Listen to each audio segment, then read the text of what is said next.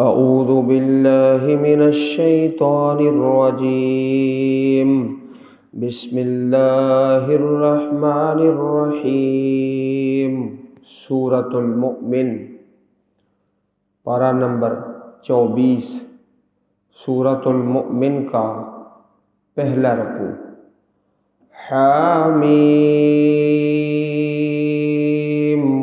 تنزیل الکتاب من اللہ العزیز العلیم غافر الذنب وقابل التوب شدید العقاب ذی الطول لا الہ الا هو الیہ المصیر. ما يجادل في آيات الله إلا الذين كفروا فلا يغررك تقلبهم في البلاد. كذبت قبلهم قوم نوح والأحزاب من بعدهم وهمت كل أمة برسولهم ليأخذوه وجادلوا بالباطل ليدحضوا به الحق فأخذتهم فكيف كان عقاب. وكذلك حقت كلمة ربك على الذين كفروا أنهم أصحاب النار. الذين يحملون العرش ومن حوله يسبحون بحمد ربهم ويؤمنون به ويستغفرون للذين آمنوا ربنا وسعت كل شيء رحمة وعلما فاغفر للذين تابوا واتبعوا سبيلك وقهم عذاب الجحيم. ربنا وأدخلهم جنات عدن التي وعدتهم ومن صلح من آبائهم وأزواجهم وذرياتهم إنك أنت العزيز الحكيم. وقهم السيئات ومن تق السيئات يومئذ فقد رحمته وذلك هو الفوز العظيم. سورۃ المؤمن اسی سورت مبارک کا دوسرا نام سورۃ غافر ہے. غافر. کئی ایسی صورتیں ہیں کہ جن کے نام ایک سے زیادہ ہیں. سورۃ بنی اسرائیل اس سورہ مبارک کا دوسرا نام ہے سورۃ الاسراء. سورۃ الاسراء. اسی طرح یہ سورہ مبارک ہے، ایک نام المؤمن اور دوسرا نام غافر. اس سے آگے سورت مبارک ہے، اس کے بھی دو نام ہیں. ایک نام حامیم السجدہ اور دوسرا نام سورۃ فصلت. چنانچہ عرب ممالک میں جو قرآن پاک طبع ہوتے ہیں ان میں اس سورہ مبارک کا نام عام طور پہ سورہ غافر لکھا ہوتا ہے، اور سورۃ الاسراء اور سورۃ فصلت تو نئے آدمی کو جس کو علم نہیں وہ پریشان ہو جاتا ہے. عرب ممالک میں جو قرآن مجید کے نسخے چھپتے ہیں بعض صورتوں کا نام مختلف ہوتا ہے، اور وہ بھی ثابت ہے قرآن مجید کی آیات سے اور نبی کریم صلی اللہ علیہ وسلم کے پیارے فرامین سے. اس سورت مبارک کے بھی دو نام ہیں. ایک نام سورہ غافر. غافر جو ہے آیت نمبر 3 میں پہلا لفظ ہے معاف کرنے والا. اللہ تعالیٰ کی صفت ہے، تو تو اس سے نام ہے۔ تو مومن جو ہے اس کے اندر ایک مومن کا تذکرہ ہے جو فرعون کے زمانے میں تھا، ایک اللہ کا بندہ تھا، توحید والا اور ہمت والا۔ اللہ پاک نے اس اپنے ولی کی شان میں اس سورہ مبارک میں 33 آیتیں نازل فرمائی ہے، 33 آیات کریمات ایک ہی آدمی کی شان میں۔ وہ اس زمانے میں تھا مومن، ایمان والا، توحید والا۔ وہ بھی انشاءاللہ آگے جا کر ہم پڑھیں گے۔ تو اس اللہ کے بندے کے نام پر اللہ تعالیٰ نے اس سورت کا نام رکھا ہے، وہ مومن جو تھا، سورۃ المؤمن۔ اس سورہ مبارک کا جو پہلا لفظ ہے حامیم، حروف مقطعات، اس کو جب جمع کرتے ہیں تو جمع اس کی بنتی ہے حوامیم۔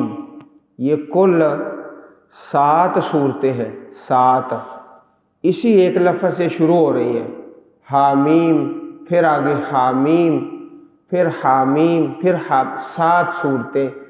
تو اس کے مجموعے کو حوامیم کہا جاتا ہے، حوامیم کی صورتیں۔ جس طرح کئی صورتیں ہیں جو الف لام میم سے شروع ہوتی ہیں، تو یہ حوامیم ہے، حامیم سے شروع ہونے والی صورتیں۔ کل آیات اس سورہ مبارک کی 85 ہے اور کل رکوع 9 ہے۔ مکی صورت ہے، مکہ مکرمہ میں نازل ہوئی ہے۔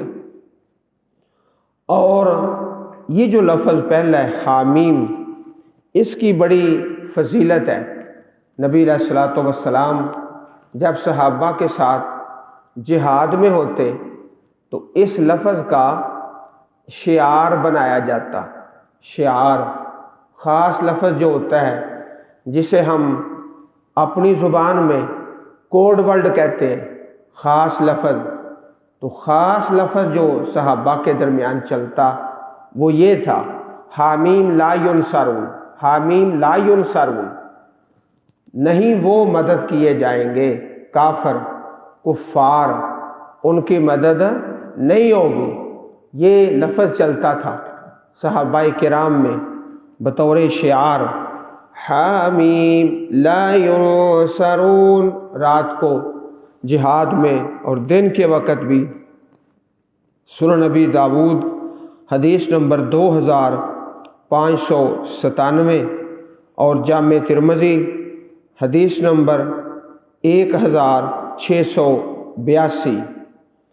تنزیل الکتاب من اللہ العزیز العلیم، اس کتاب کا اتارنا اس اللہ کی طرف سے ہے جو العزیز، سب پر غالب ہے، العلیم، کمال علم والا ہے۔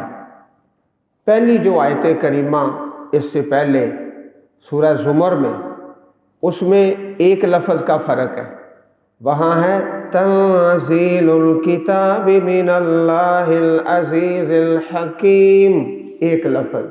باقی آیت اسی طرح ہو بہو ہے، بس آخری جو لفظ ہے اس کا فرق ہے۔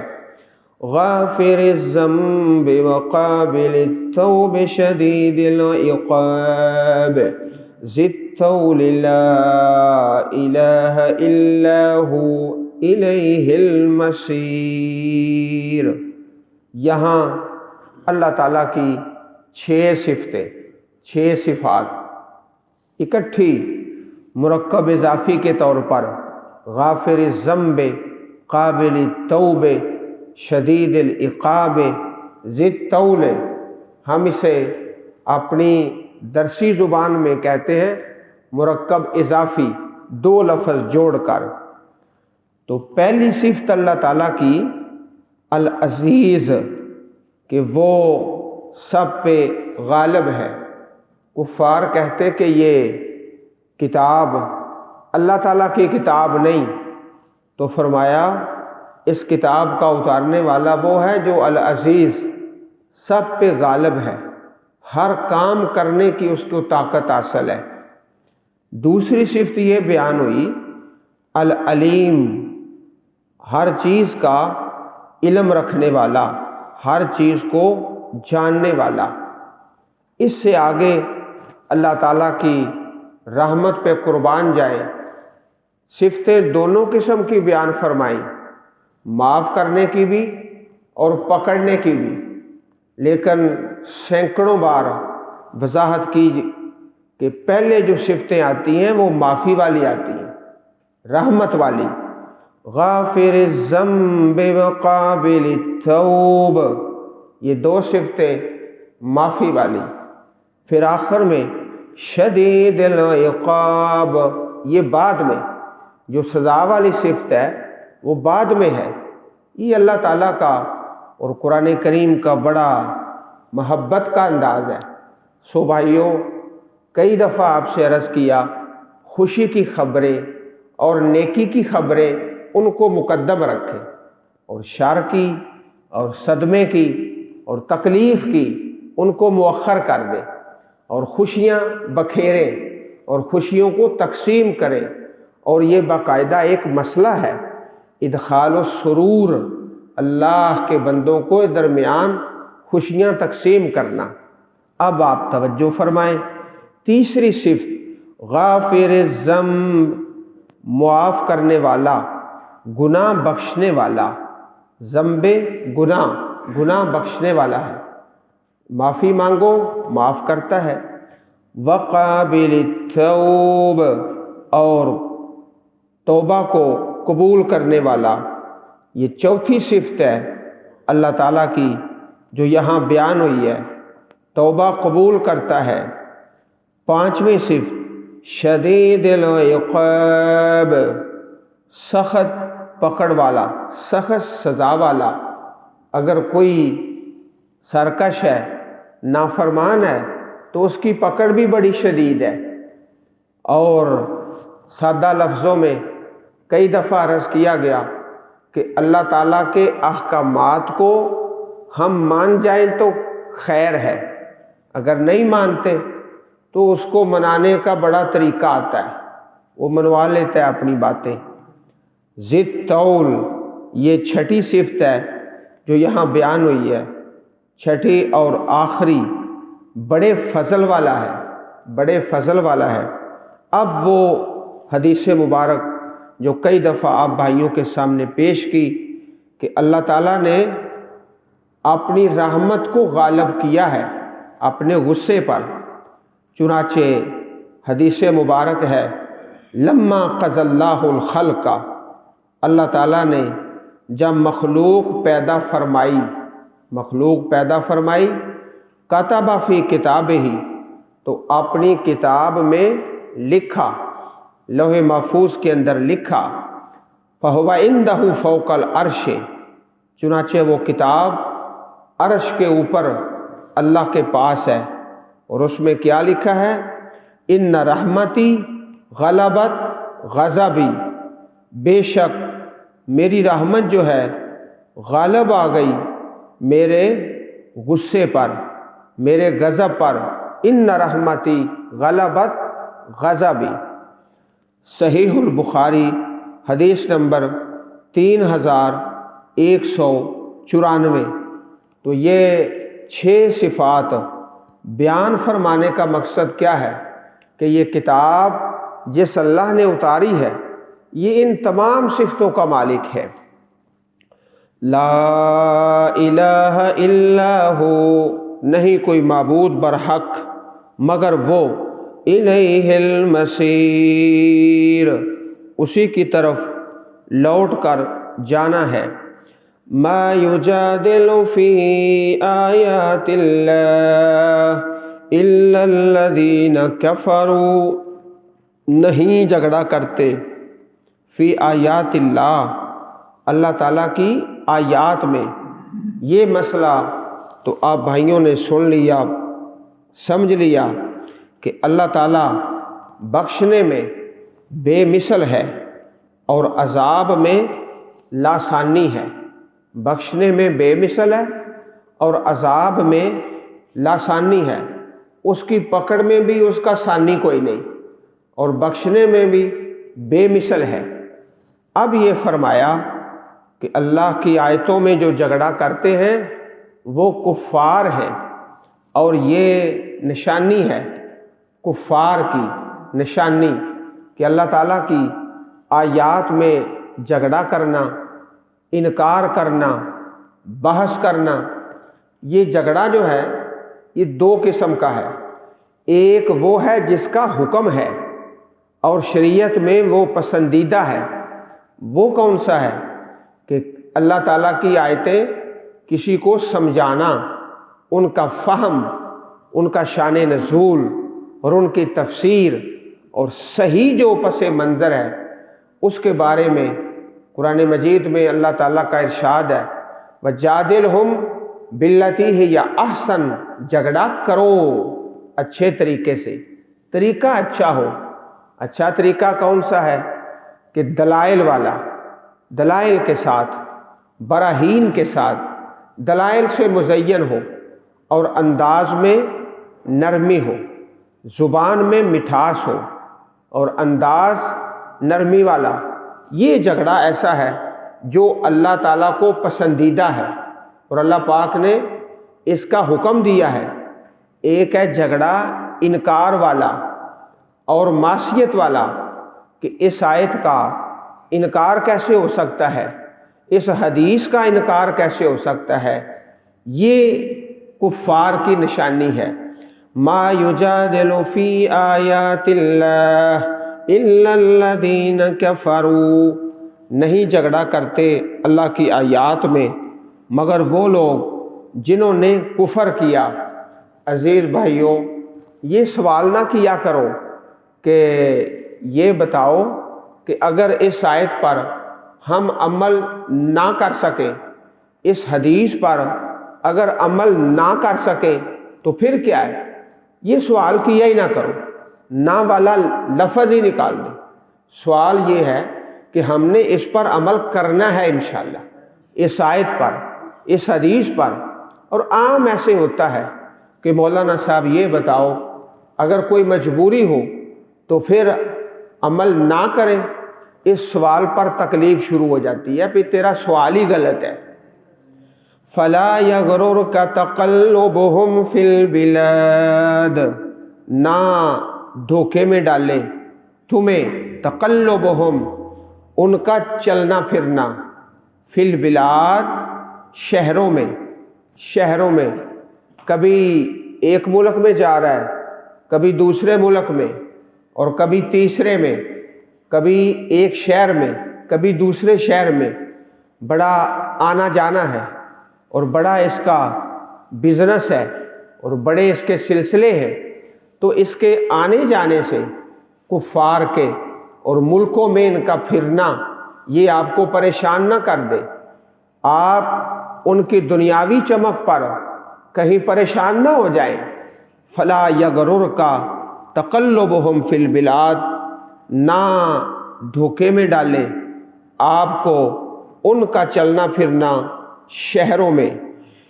کذبت قبلہم قوم نوح والاحزاب من بعدہم، جھٹلایا ان سے پہلے قوم نوح نے، بل احزاب اور کئی گروہوں نے، من بعدہم ان کے بعد کئی گروہوں نے تکذیب کی اور جھٹلایا۔ وَهَمَّتْ كُلُّ أُمَّةٍ بِرَسُولِهِمْ، اور ارادہ کیا کل امت، ہر امت نے، برسولہم، اپنے رسول کے متعلق، لِيَأْخُذُوا، کہ اسے گرفتار کر لیں۔ ہر نبی کو گرفتار کرنے کی کوشش کی گئی ہے اور اللہ والوں کو۔ اور مشہور واقعہ ہے کہ پیارے رسول علیہ الصلاۃ والسلام جب ہجرت کر کے جا رہے ہیں تو پیچھا کرنے والے پیچھا کر رہے ہیں، حتیٰ کہ اللہ تعالیٰ نے ان کی پکڑ کی جو ہجرت کے سفر میں بھی آپ کا پیچھا کرتے ہیں۔ پہلے تو اپنے شہر میں نہیں رہنے دیا، پھر ہجرت میں بھی پکڑنے کی کوشش کی ہے، اور یہ ہر اللہ کے نبی کے ساتھ ہوا ہے کہ اس کو گرفتار کریں، جیل میں ڈالیں، قید کریں اور اس کو سزا دیں۔ اور اللہ والوں کے ساتھ بھی ہمیشہ ایسا ہی ہوتا ہے، ان کو گرفتار کریں، تھانے جیل میں بند کریں اور ان کو سزا دیں، لیاخذوا، تاکہ وہ پکڑیں، گرفتار کریں۔ اللہ تعالیٰ نے ایسے لوگوں کا تذکرہ اپنی پاک کتاب کے اندر کیا ہے۔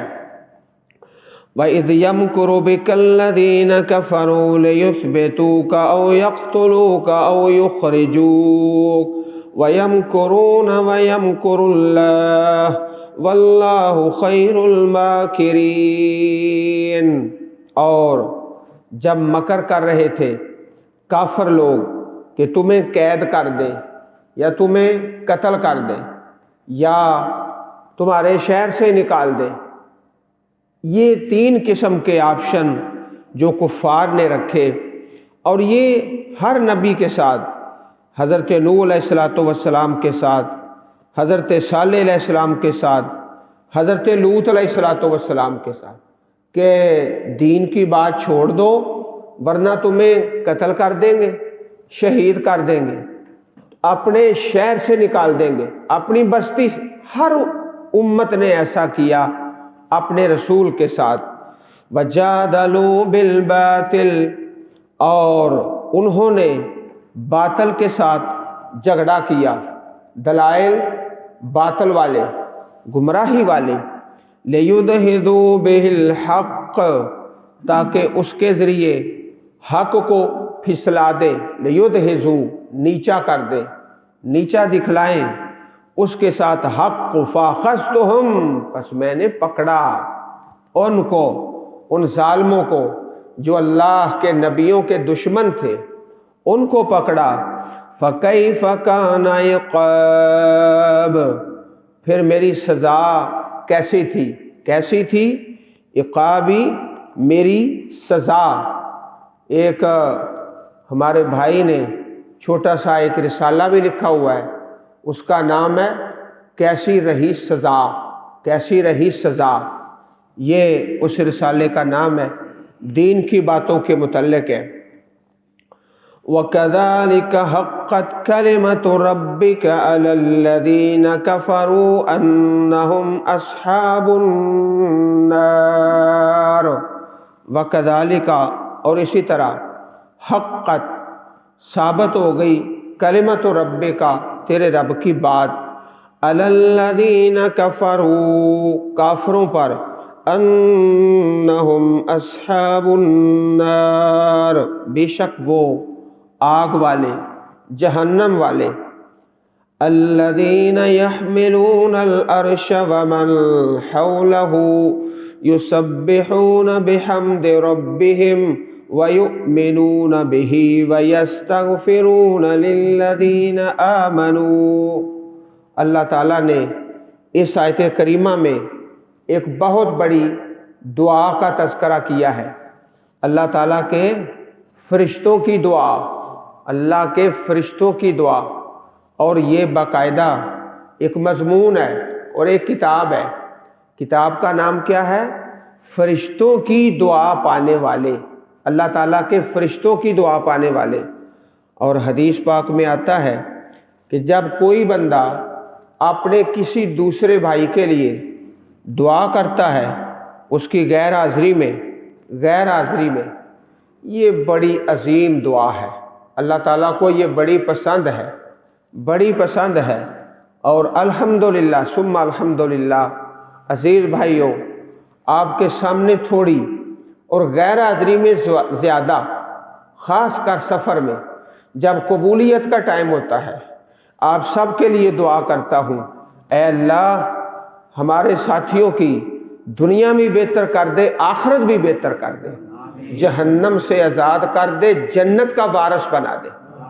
تو حدیث مبارک میں ہے، صحیح مسلم شریف میں حدیث نمبر 2732، کہ جب کوئی بندہ غیر حاضری میں دعا کرتا ہے، من دعا لأخیہ بظہر الغیب، تو اللہ تعالیٰ کے فرشتے اس دعا پہ آمین کہتے ہیں۔ آمین کہتے ہیں، اور کیا کہتے ہیں کہ تو نے اپنے بھائی کے لیے دعا کی ہے، اللہ تجھے اس سے بہتر عطا فرمائے، تجھے اس سے بہتر عطا فرمائے۔ اور کئی دفعہ عرض کیا گیا کہ آپ اپنے بھائی اور اپنی بہنیں ان کی اولادوں کے لیے دعا کرو، اللہ تمہاری اولاد کو بہتر کر دے گا، پہلے سے بھی بہتر کر دے گا۔ من دعا لأخیہ بظہر الغیب، تو یہ تو مومن کی دعا ہے۔ اب یہ دعا ہے ہی فرشتوں کی، اللہ تعالیٰ کے فرشتے ایمان والوں کے لیے دعا کرتے ہیں، اور خالی ان کے لیے نہیں، ان کے ماں باپ کے لیے، ان کی اولادوں کے لیے، اور ان کی بیویوں کے لیے، اور بچوں کے لیے اللہ کے فرشتے خود دعائیں کرتے ہیں۔ کون سے فرشتے؟ عام نہیں، جو خاص ہیں۔ الذین یحملون العرش، وہ اللہ کے فرشتے جو اٹھاتے ہیں عرش کو، اور وہ بڑے بڑے فرشتے ہیں۔ حدیث مبارک میں ہے اذن لی ان احدث ان ملک من ملائکۃ اللہ من حملۃ العرش، اللہ تعالیٰ نے مجھے اجازت دی ہے، نبی کریم فرماتے ہیں کہ میں ان فرشتوں کی صفت بیان کروں جنہوں نے اللہ تعالیٰ کا عرش اٹھایا ہوا ہے، ان کی صفت بیان کروں۔ انما بین شہمت اذنہ الی عاتقہ مسیرۃ سبع مئۃ عام، وہ فرشتے جو اللہ کے عرش کو اٹھائے ہوئے ہیں اتنے بڑے ہیں کہ ایک فرشتے کی کان کی کونپل سے لے کر کندھے تک اتنا فاصلہ ہے جتنا 700 سالوں میں سفر کیا جاتا ہے۔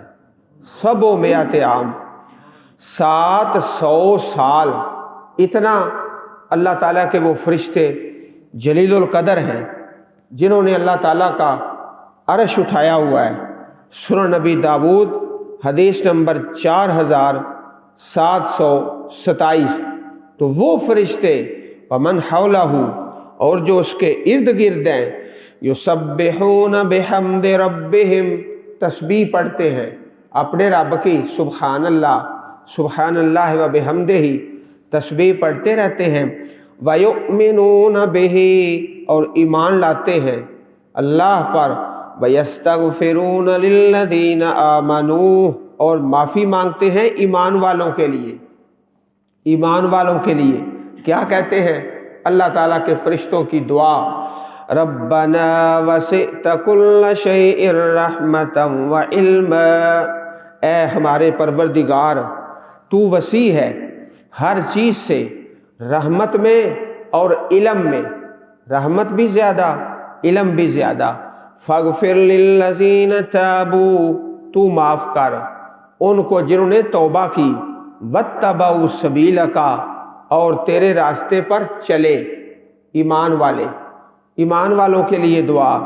وقہم عذاب الجحیم، اور بچا ان کو جہنم کے عذاب سے۔ ربنا وادخلہم جنات عدن التی وعدتہم، اے ہمارے رب، اور انہیں ہمیشہ رہائش والی ان جنتوں میں داخل کر جن کا تو نے ان سے وعدہ کیا ہے۔ عدن وہ جنت جو ہمیشگی والی ہے۔ وَمَن صَلَحَ مِنْ آبائِهِمْ، اور ان کو بھی جو ان کے باپ دادوں سے صالح نیک، وَأَزْوَاجِهِمْ، اور ان کی بیویوں سے، وَذُرِّيَّاتِهِمْ، اور ان کی اولادوں سے، خالی ایمان والوں کے لیے نہیں، آگے ان کی اولادوں کے لیے۔ اس لیے بھائیوں ہم کوشش کریں کہ ہماری اولادیں بھی ایمان والی بن جائیں تاکہ ان کو یہ دعائیں حاصل ہوں۔ اِنَّكَ أَنْتَ الْعَزِيزُ الْحَكِيمُ، بلا شبہ تو ہی غالب ہے، حکمت والا ہے۔ وَقِهِمُ السَّيِّئَاتِ، اور انہیں تکلیفوں سے بچا، دنیا کی تکلیفیں، آخرت کی تکلیفیں۔ وَمَن تَقِ السَّيِّئَاتِ، اور جس کو تو بچائے تکالیف سے، یومئذ، اس دن، فقد رحمتا، پس تحقیق آپ نے رحمت کی اس پر، وَذَلِكَ هُوَ الْفَوْزُ الْعَظِيمُ، اور وہ بہت بڑی کامیابی ہے، بہت بڑی کامیابی ہے۔ اللہ تعالی ہم سب کو وہ کامیابی نصیب فرمائے۔ تو وہ مومن جس کے حق میں جو آل فرعون سے تھا، اللہ پاک نے 33 آیات کریمات نازل فرمائی ہے، انشاءاللہ اس کا بیان آگے آئے گا۔ وابستہ رہے، اللہ تعالیٰ توفیق عطا فرمائے، استقامت نصیب فرمائے۔ سبحان ربک رب العزت عما یصفون وسلام علی المرسلین والحمد للہ رب العالمین۔